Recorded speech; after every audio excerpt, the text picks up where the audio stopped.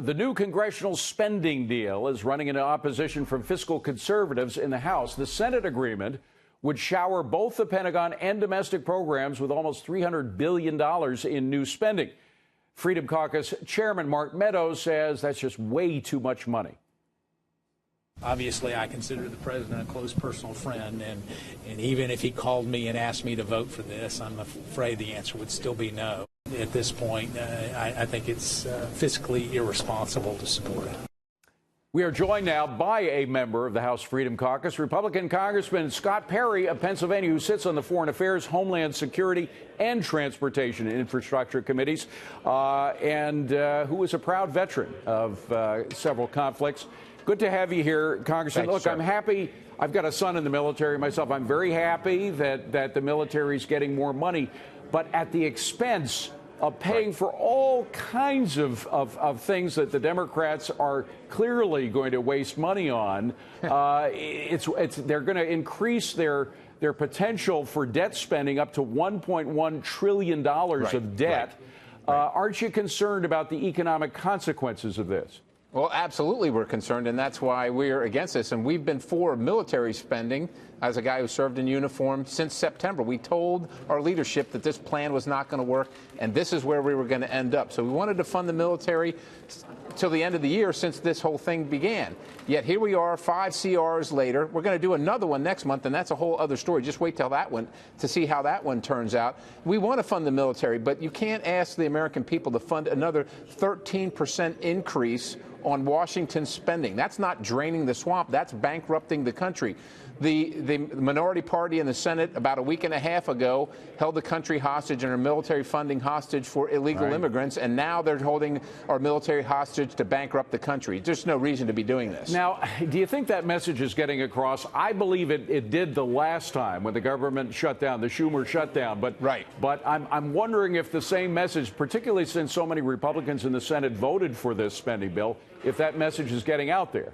No, I don't think it's going to get out there. And unfortunately, the untold story, you must ask yourself, why are we going to do a continuing resolution until the 23rd? We're going to spend all this money, help bankrupt the country, fund the military to the end of the fiscal year, but we have another CR on domestic till the end of the 23rd of March. What's going to happen is I think they're going to try and throw the immigration thing on that and force everybody to do that to keep the government open. And there's no reason that we should be set up in this condition. Congressman, you're also on the Homeland Security Committee, as you well should be. You're a brigadier general in the reserves. Let's talk about the FISA courts for the moment, because it is absolutely clear that they have allowed themselves to be used by political operatives, not to investigate as well they should have, or have the FBI investigate some of the information on these FISA applications. Where do we go from here? Do we have to completely revamp the FISA process, or what? Well, I think we do, and unfortunately, we just reauthorized it just days before the memo out of... It's ironic timing.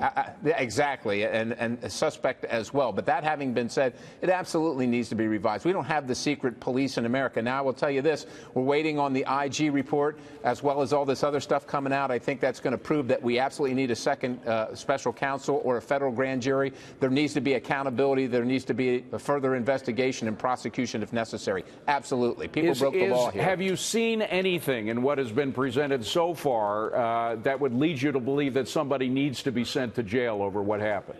Oh, I think America has seen quite a bit that would lead them to believe that. But again, we want to follow due process here. Let's get all the facts. But in my opinion, yes, there's somebody that needs to be held accountable. There are multiple people that need to be held accountable. And we don't know how far this rat hole goes right now. You know, you say due process. It's almost humorous to use that phrase in light of the so-called due process that was supposed to have taken place in the FISA courts. I'm wondering if they have suffered a blow that they will not recover from. If this thing has become just so sordid, and the more we find out about it, I'm sure we haven't found out everything we're going to find out about it, whether a lot of people say this is an excuse to just get rid of the FISA courts. Well, I don't think we should get rid of the FISA courts, but I definitely think that they need to be readjusted. Understand that you don't get to go in as a defendant. It's only one side of the story, and that leads to just the integrity of the individuals involved. And when you have a system like that, you got to have very strict and strong oversight and measures to control it. So I think we can keep it, but it's definitely got to be revamped. And the FBI and the Department of Justice, the bad actors that are in there, have to be cleaned out so that America can have faith in those very important institutions again. And we want to do that, but it has to happen quickly. The longer you wait, the worse it gets. Congressman Scott Perry, good to have you here. Thank you very much. Appreciate it. Thank you, sir.